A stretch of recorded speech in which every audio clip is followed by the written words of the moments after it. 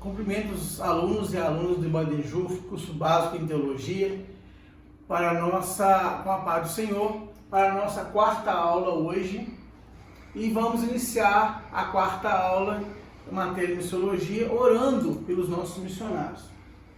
Maravilhoso Deus e grandioso Pai, Deus tremendo de poder e glória, nesta tarde, Senhor, nós te agradecemos por esta oportunidade e clamamos ao Senhor, Pai amado, Pai querido, pelos missionários, ó Pai, missionários urbanos, missionários transculturais, todos aqueles, ó Pai, que se dispõem a fazer a Tua obra, Pai amado, Pai querido, dê vitória, escape, livramento, Senhor Deus, ó Senhor da glória, Senhor de poder, nós te clamamos nesta tarde e estamos certos da vitória em Cristo Jesus. Livra, ó Pai, nosso país da Covid-19, assim como o mundo, tenha misericórdia de nós. É o que nós te pedimos, te agradecemos, em nome de Jesus. Amém.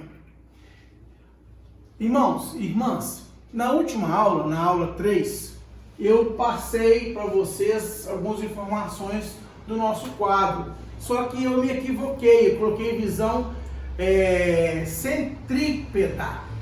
Não é, por favor, corrijam, é visão centrífuga, tá? De dentro para fora, que é a visão nossa atual após a vinda de Cristo Jesus. A visão centrípeta é a visão do povo de Israel atraindo as nações até ele. Mas após Jesus, nós temos a visão centrífuga, como uma máquina de lavar centrifugando de dentro para fora. Amém? E nós fomos então cada vez mais saindo das quatro paredes para fazer a obra do Senhor Jesus. Em nome do Senhor, vamos sendo abençoados. Eu gostaria também de passar para os irmãos sobre a janela 1040. A janela 1040, ela abrange parte da Europa, aqui Portugal, Espanha, tá certo? Vem aqui toda a Ásia, as Coreias do Norte, né? Eritreia, Coreia do Sul já é, graças a Deus, já foi alcançada e é uma bênção. África, Oriente Médio. Então essa janela aqui, né? Tá aqui a linha do Equador, tá certo? Ela é chamada de janela 1040 porque cinturão também chamado como cinturão da resistência. Antigamente é chamada como cinturão da resistência, porque está localizada entre as latitudes 10 graus e 40 graus norte do Equador. Então aqui está a linha do Equador, ela está localizada a 10 graus e 40 do norte do Equador, formando exatamente uma janela. Olha para vocês verem, exatamente uma janela, tá certo? São países onde a perseguição é severa e tem situações como na Europa, por exemplo, Portugal e Espanha, que a perseguição não é tão severa, mas há um preconceito muito grande sobre o Evangelho de Cristo, porque são países onde o catolicismo romano ainda é muito forte, apesar que tem sido mudado para a honra e glória do Senhor Jesus. Agora aqui nós temos a janela 1040 com mais detalhes. 1/3 da área total do globo e 2/3 da população mundial estão nessa janela. Aqui nós temos uma maior, certo? Mas não temos os nomes dos países. Aqui nós temos menor, mas temos os nomes dos países. Eu falei na aula passada sobre a questão de Constantinopla. Aqui, por exemplo, quando falei a respeito quando nós explicamos da oficialização da igreja por Constantino, então os bárbaros que estavam aqui na Alemanha, tá certo? Eles começaram a vir aqui na Alemanha, aqui na França, começaram a invadir. Então a Itália ficou, o Império Romano, que era tudo aqui, ó, o Império Romano foi reduzindo da Itália para cá, ficou mais para o oeste. Mas aí com um sultão russo, um sultão turco, desculpe, ele conseguiu tomar Constantinopla. Então na tomada de Constantinopla foi então o golpe fatal, o Império Romano ruiu, ficando somente em Roma, somente na Itália. Leste, tá certo? Então, aí o Império Romano é eles tudo aqui. E aí na perseguição romana, como eu falei na aula passada, é que a igreja cresceu muito. E às vezes precisa acontecer algo de forma mais abrupta para que então haja um movimento, porque há uma dependência maior do nosso Deus e com isso, através do Espírito Santo, somos impulsionados. Infelizmente, às vezes é necessário. Agora, irmãos, voltando ao nosso quadro, nós temos aqui aula 4, temos que levar a palavra de Deus aos outros povos, não a nossa cultura e costumes. Isso é muito importante. Quando eu estou fazendo missões, eu tenho que levar a palavra de Deus, eu não tenho que levar a minha cultura e os meus costumes. Por isso que eu falei com os irmãos lá na primeira aula sobre o missiólogo e o missionário. Porque o missiólogo é aquele que dá preparação, dá instrumentos, ferramentas e orienta o missionário para que ele possa chegar na cultura que ele vai estar, de forma a não agredir aquela cultura, tá certo? Da mesma forma também, em missões urbanas, nós temos que ter a preocupação também de ter sabedoria. Eu enviei para o grupo hoje, veio para o grupo do Teologia Médium, porque eu estou lecionando lá pela graça do Senhor, assim como aqui em Missiologia, lá é Eclesiologia. E temos lá na matéria de Eclesiologia, temos missões urbanas e missões transculturais. Eu enviei sobre um sírio que está em Juiz de Fora. Ele veio da Síria fugindo da guerra. É uma pessoa que fala 2 línguas, 3 línguas, o árabe, poliglota, árabe, inglês e português.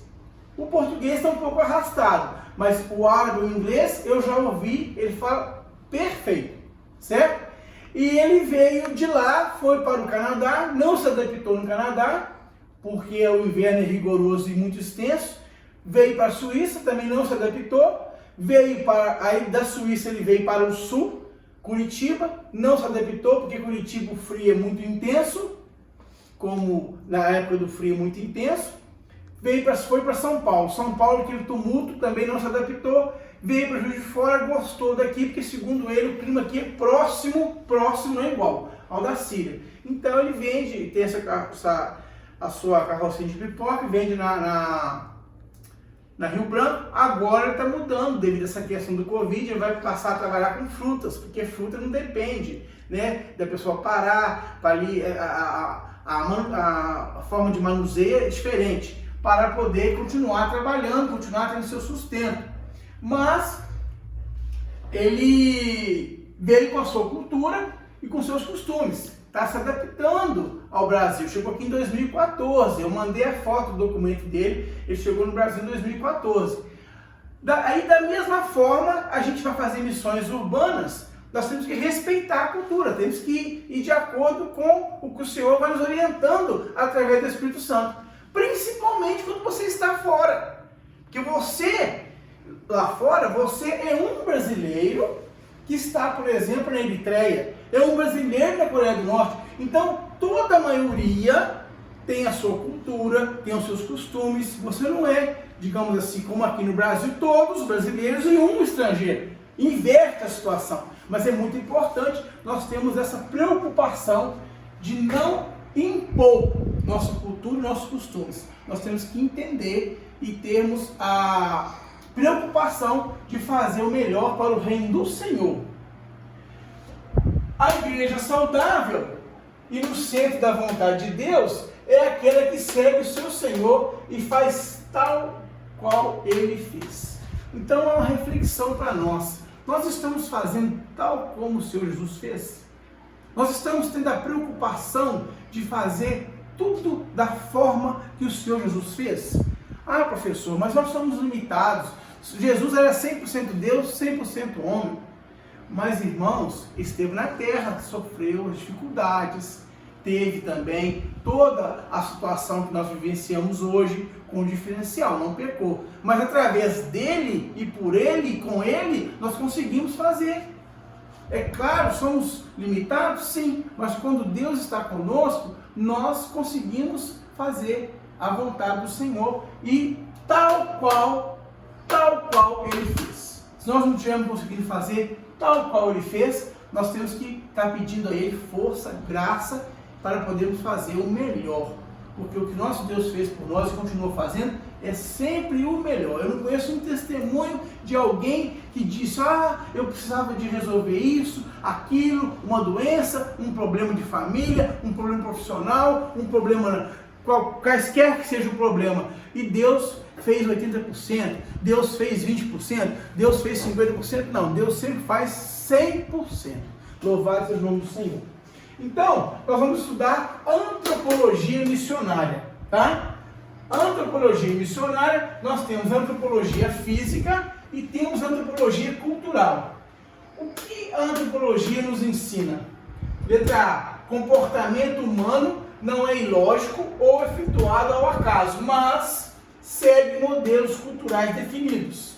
B, as partes que formam o padrão de comportamento de uma cultura são interligadas, ou seja, as partes são interligadas que formam o comportamento de uma cultura. E as maneiras como os diferentes povos seguem e pensam podem tomar formas bastante variadas de uma cultura, para outra cultura. Exemplo, o Haka Maori. Eu vou explicar para vocês sobre o Haka Maori. Nós não temos como passar para você, sempre quando chega nessa parte de antropologia, eu passo para os irmãos, quando eu voltar às aulas presenciais, eu me comprometo a passar para os irmãos um texto onde fala do Haka Maori, certo? O Haka Maori é uma saudação, se os irmãos quiserem olhar na internet, quando, por exemplo, uma que eu passo sempre, eu vou localizar na internet, vou passar para os irmãos sobre um casamento Haka Maori, né? Então, o que acontece? Eles começam a bater no peito e mostrar a língua e dançar uma dança assim ritmada, e um deles dá um grito de guerra, os outros respondem e tal. E ali eles estão demonstrando, ora eles demonstram força, quando, por exemplo, eles vão disputar uma atividade física, um futebol, alguma coisa a nível olímpico, e outra situação quando eles estão muito felizes. Então, o que eu vou mandar para vocês do casamento Haka Maori, onde a noiva começa a chorar porque ela fica feliz, porque ela é da descendência, mas o noivo não.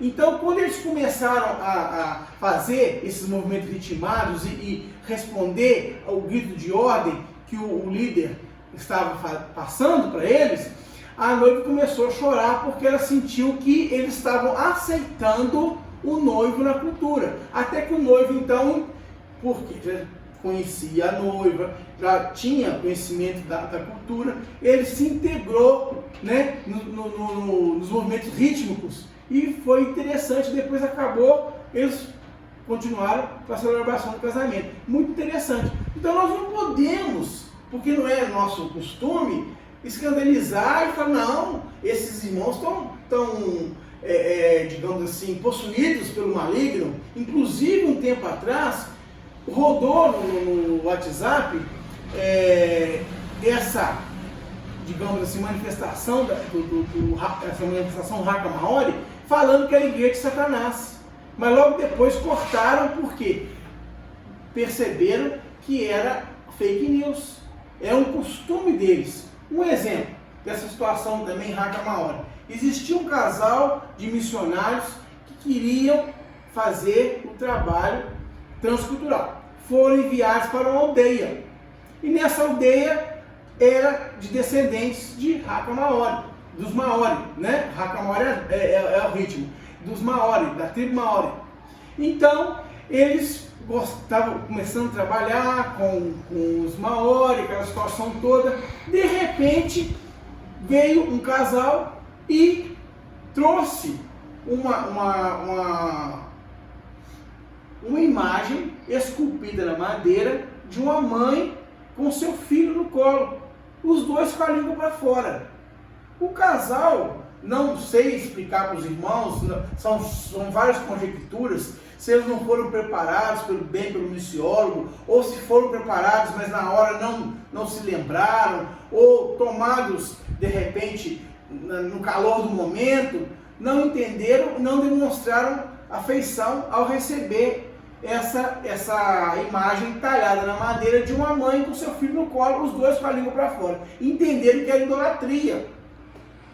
E com isso, eles desprezaram essa imagem, digamos assim, essa escultura, melhor dizendo. E começou então, a partir daí, começou o trabalho de declinar, ao ponto da agência missionária achar por bem resgatar esses missionários, porque eles não estavam tendo nenhum tipo de sucesso e também apoio. Estava havendo assim, uma certa hostilização por parte dos Maori. Aí enviaram outro casal. O casal chegou, eles um pouco desconfiados, isso é caso verídico, irmãos. Caso verídico, tá certo? Quem fez o curso de Perspectivas sabe desse caso. Isso aí foi narrado para nós por um professor que conhece a cultura maori. Ele realmente ele leciona sobre missologia, tanto missões urbanas como transculturais. E ele disse que esse casal chegou e percebeu uma certa dificuldade, mas firmes com Jesus e cientes que às vezes acontece aquele primeiro momento, uma questão de quebra-gelo e tudo mais. Aí eles estão ali fazendo limpeza na casa missionária e viram essa escultura de madeira num canto lá assim, toda empoeirada, né? Toda assim, desprezada mesmo. Aí eles foram lá, viram aquilo, limparam a escultura e entenderam. Perguntaram para o líder da tribo: nós demos de presente, mas o casal anterior não deu muita importância e nós nos sentimos assim um pouco desmotivados a continuar com os estudos e até participavam, mas não era como antes.